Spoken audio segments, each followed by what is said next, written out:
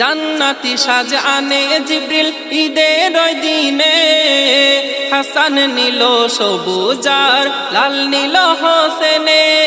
হাসানের ঠোঁটে চুমা হোসেনের গলায় যার হকিকত বেটিকে জানাই কামলিওয়ালাই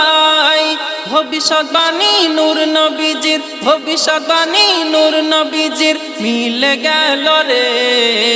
ইমাম হোসেন শহীদ হলো দিনের খাতিরে ইমাম হোসেন শহীদ হলো দিনের খাতিরে